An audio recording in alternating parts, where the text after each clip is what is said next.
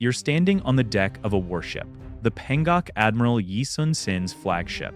October 26, 1597, dawn light bleeds across the Myeongyang Strait, and you can hear the water. Not the gentle lap of waves, but a roar. The tide is moving at 10 knots, faster than most ships can row.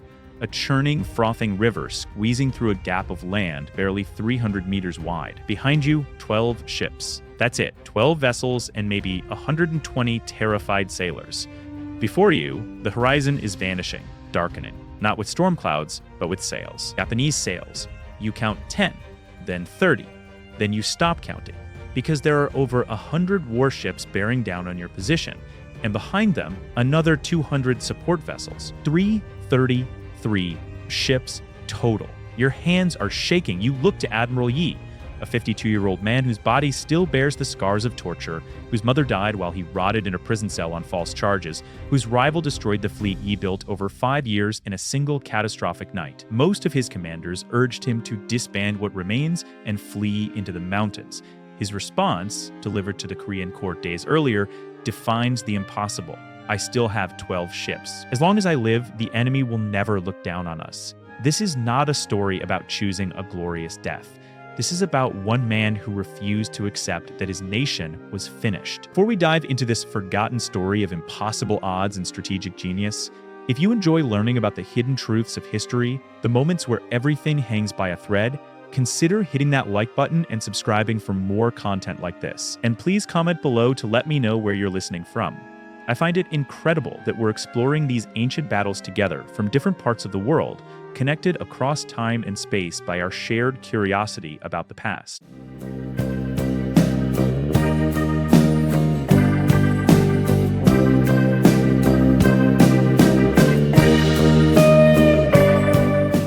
The undefeated commander.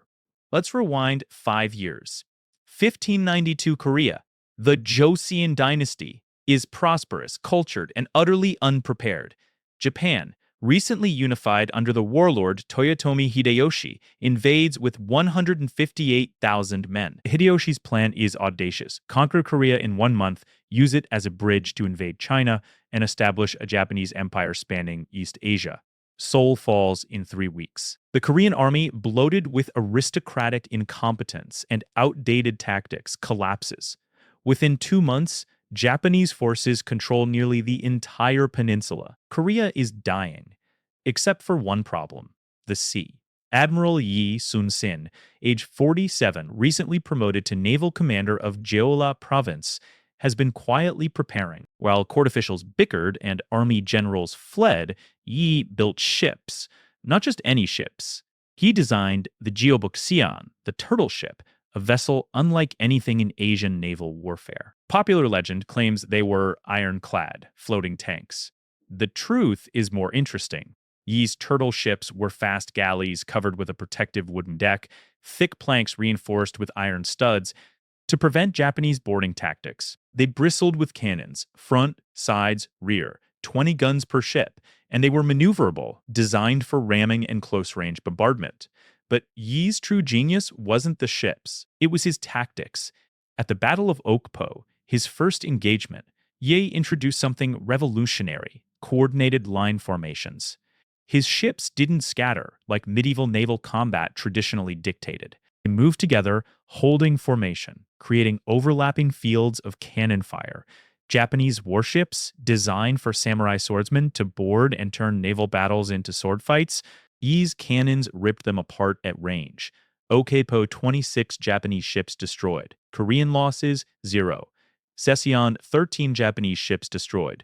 Korean losses, 0. Then Hansen Island. August 14, 1592, Yi faces 73 Japanese warships under Admiral Wakizaka Yasuharu, an experienced, confident commander.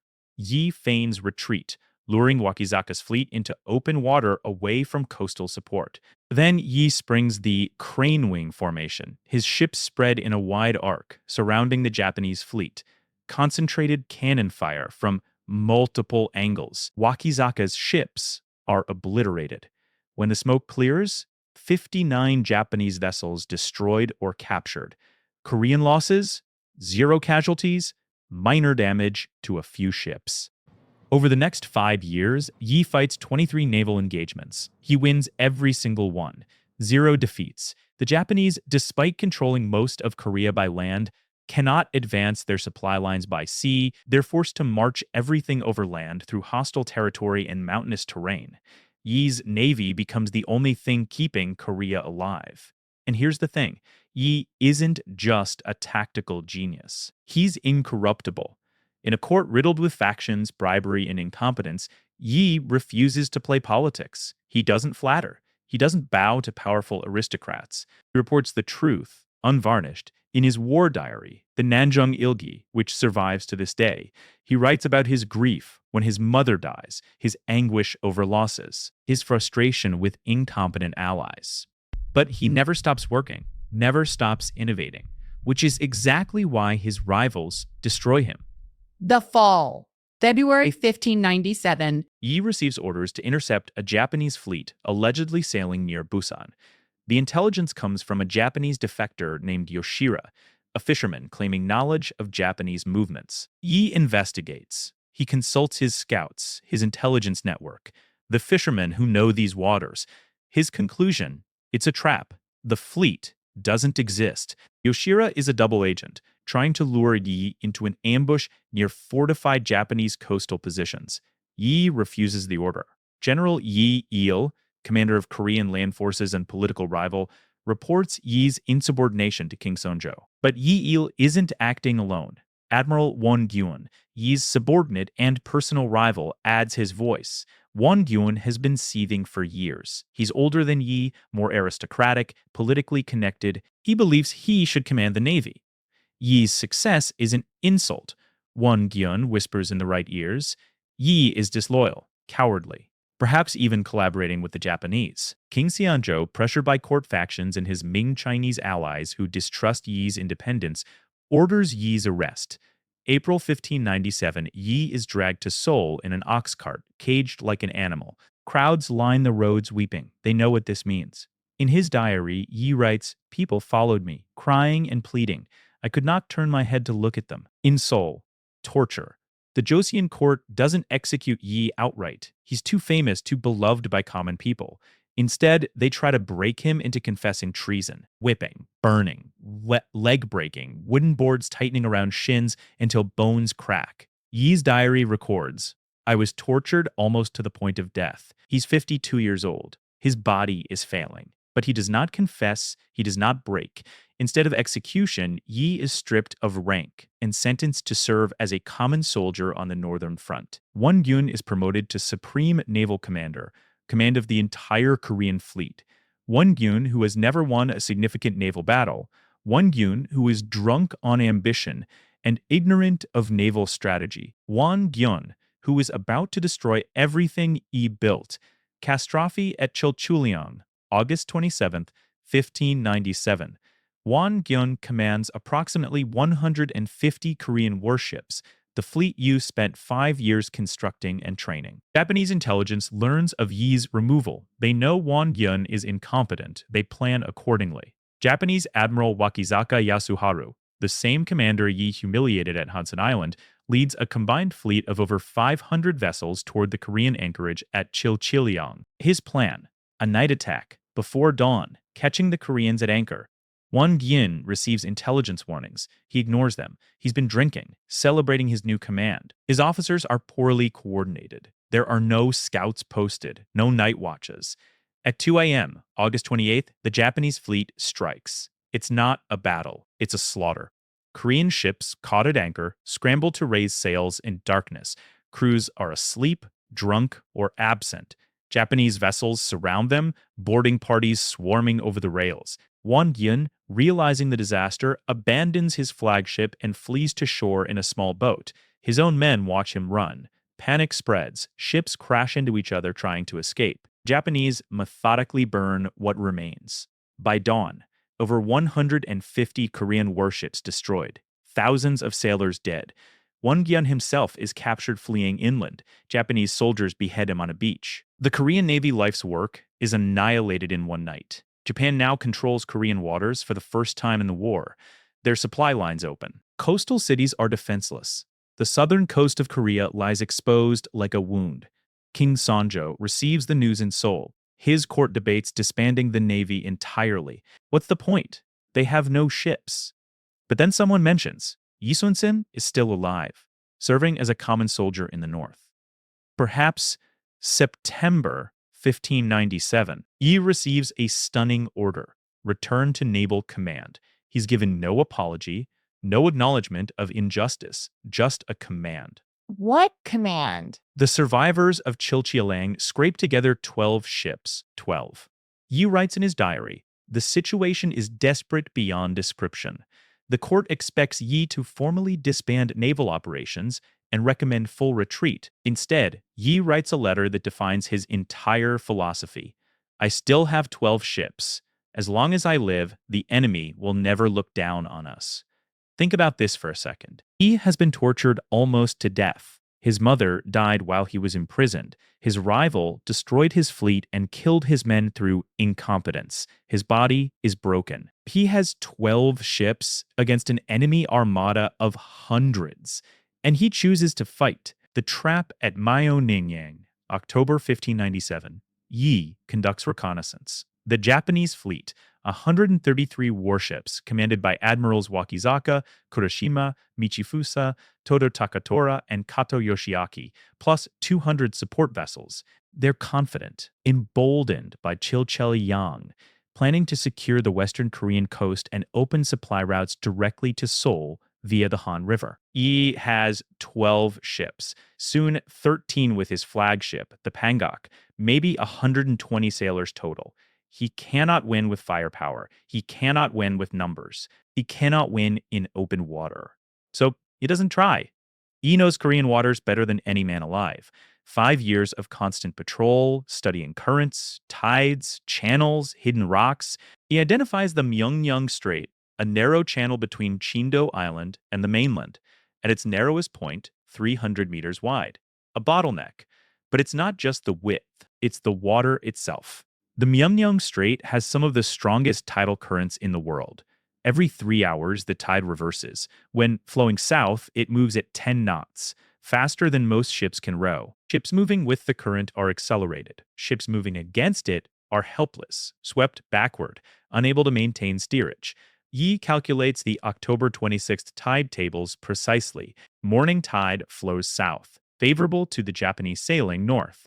But at approximately 1 p.m., the tide reverses. For 3 hours, it will flow north, a wall of water slamming southward, back toward the Japanese south. This is Yi's battlefield. This is where he makes his stand. He gathers his 13 ships and terrified crews. Some suggest fleeing. Others propose hiding in coves, guerrilla raids, preserving what remains. Yi refuses. He orders his fleet to anchor at the strait's northern entrance. When morning comes, they will hold position, alone, against over 100 Japanese warships. His officers are horrified. They'll be slaughtered. Yi's response is his most famous battlefield speech: "Those who seek death shall live. Those who seek life shall die." One man defends a narrow pass, and 1,000 are awed. Do you not understand that the 13 of us can do that? He's not promising victory. He's promising that if they stand, if they hold formation, the enemy will not pass. And if they break, if they flee, Korea drowns. Yi's sons, Ho, Yo, and Myeon, serve in the fleet. His subordinate commanders, Kim Ok-chu, An-wi, prepare their ships. Yi writes in his diary, the night of October 25th, I could not sleep. Dawn. October 26th, 1597, Japanese scouts report Yi's position just after sunrise. 13 Korean ships anchored in the Myeongnyang Strait. The Japanese admirals cannot believe their fortune. Admiral Kurashima Michifusa, commanding the vanguard, volunteers to lead the attack. He'll crush Yi before the main fleet even arrives. Kurashima commits 30-plus warships, more than double Yi's entire force, and charges into the strait. The morning tide is flowing south, pushing Kurashima's ships forward at terrifying speed. Yi's flagship, the Pangak, sits at the northern mouth of the strait, motionless. The distance closes. 500 meters, 300. Kurashima's crews are cheering, preparing boarding hooks and grapples. He waits. His cannons remain silent. 100 meters, 50. Then fire. The Pangok's cannons erupt in coordinated broadsides, 20 guns firing at point-blank range into the leading Japanese vessels. Wood explodes, masts shatter. Japanese ships designed for boarding tactics lack the cannon range and firepower of Yi's vessels. But Kuroshima has numbers. His ships swarm forward, surrounding the Pangok. Hand-to-hand combat erupts on Yi's deck. Japanese samurai leap aboard, swords flashing. Yi, despite his age, his torture-broken body, stands on the command deck personally directing fire. Archers rain arrows. Cannon crews reload frantically. Kuroshima's own ship rams the Pangok's side. Here's the moment. Kuroshima, wearing full armor, leads the boarding party onto Yi's deck. He's a daimyo, a feudal lord, experienced, aggressive. This is samurai warfare, close combat, the Japanese specialty. Except Yi's crew has been trained for exactly this. Korean Marines surround Kuroshima. Spears thrust, swords clash. Kuroshima falls, mortally wounded. His men drag him back to his ship, but he's dying. Minutes later, Korean Marines board Kuroshima's vessel and behead him. Yi orders the head mounted on the Pangok's mast.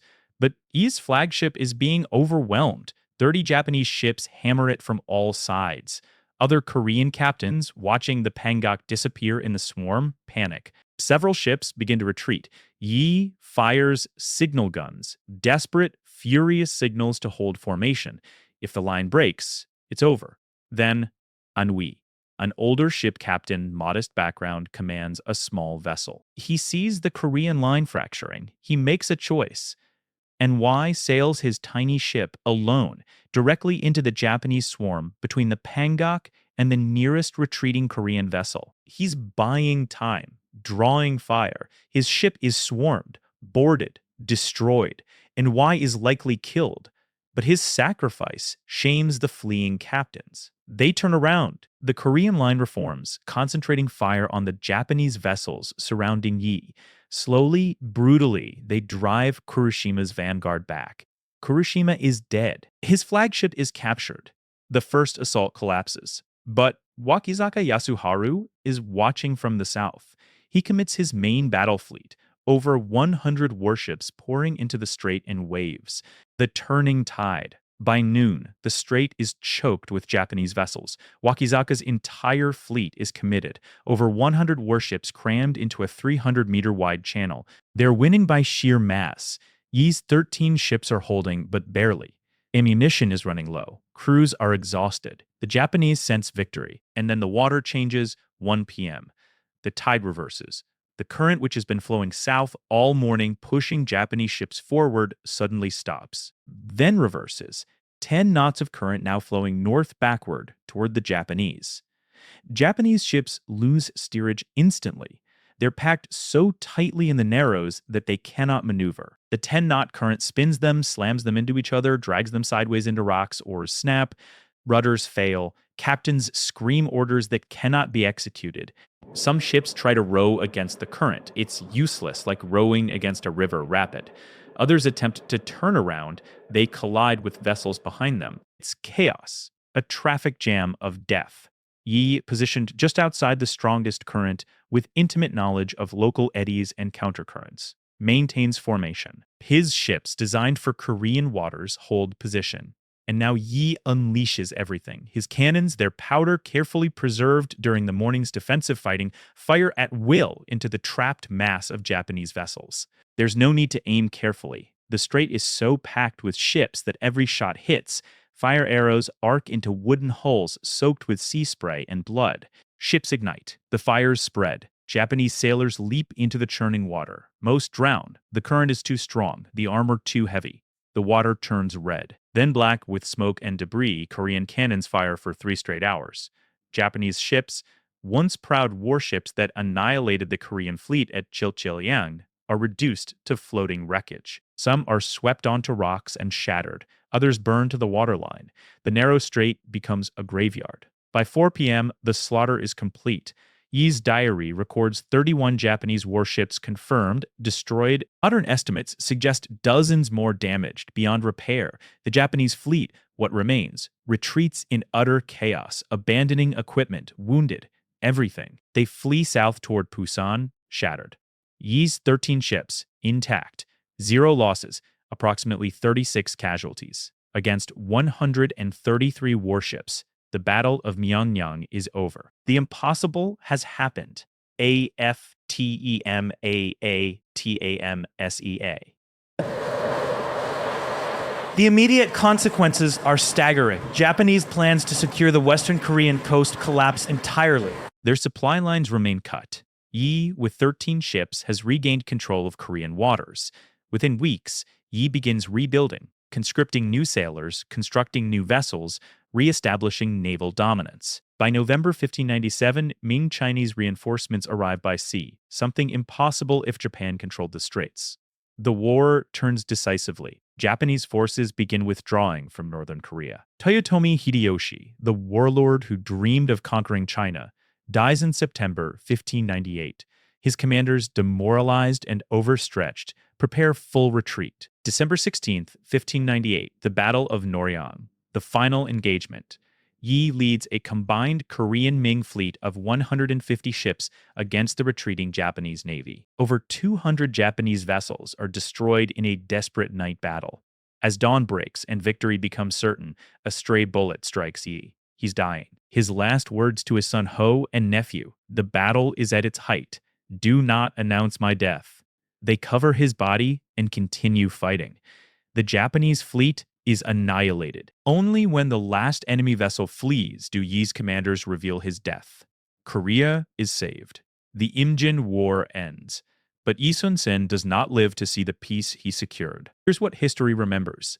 Yi Sun-sin fought 23 naval battles and won every single one. He never lost a ship to the enemy in combat. He invented tactics, line formations, coordinated cannon fire, strategic use of geography that prefigure modern naval warfare by centuries. At Myeongyang, outnumbered 1-0 to 1 or 2-5.1 if you count total vessels, he achieved what military historians consider one of the greatest tactical victories in naval history. Admiral Togo Heihachiro, the Japanese commander who destroyed the Russian fleet at Tsushima in 1905 and became a national hero, later said, "You may compare me with Lord Nelson, but do not compare me with Korea's Yi Sun-sin. He is too remarkable for anyone."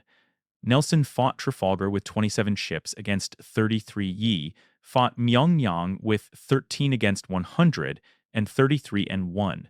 Why it matters. But here's why this story transcends military history. Yi Sun-sin didn't win because of superior weapons. He didn't win because of luck. He won because he refused to accept defeat when every rational calculation said defeat was certain. He won because he studied his battlefield, the water, the tides, the geography, with such obsessive depth that he could turn the ocean itself into a weapon. Think about the psychological weight Yi carried into that battle. He had been tortured, betrayed. His rival destroyed his life's work through incompetence. His mother died while he rotted in prison. His body was broken. Most men would have fled. Many would have formally disbanded the Navy and recommended surrender, a defensible, rational decision given 12 ships against 300. He chose to fight, not because he was suicidal, not because he was blindly optimistic, but because he calculated, correctly, that geography, timing, and discipline could overcome impossible odds. He saw what others missed: the tide tables, the narrow strait, the 3-hour window where physics would betray the Japanese fleet. And he was willing to stake his life, his sons' lives, and Korea's survival on that calculation. We see ourselves in his struggle. We live in an age of overwhelming challenges, political, environmental, existential, where the rational response often seems to be despair. Yi Sun-sin teaches something different. He teaches that deep knowledge of your terrain, refusal to accept defeat, and precise timing can change history. One brilliant strategist with unbreakable will made the difference between a nation's survival and its annihilation. The Myeongyang Strait is still there. You can visit it. The currents still reverse every 3 hours at 10 knots. The water still roars. And if you stand at the northern entrance where Yi anchored his 13 ships, you can see how narrow it is. 300 meters. You can almost imagine the sails filling the southern horizon, the roar of cannons, the tide turning. And you can understand sometimes 12 ships are enough. If you enjoyed this deep dive into one of history's most incredible underdog victories, please subscribe and hit the like button, and leave a comment. Where are you listening from, and what historical battle should we explore next? The past is full of these forgotten moments where everything hung by a thread, and I want to keep uncovering them with you. Until next time, study your battlefield, refuse despair, and remember that timing is everything.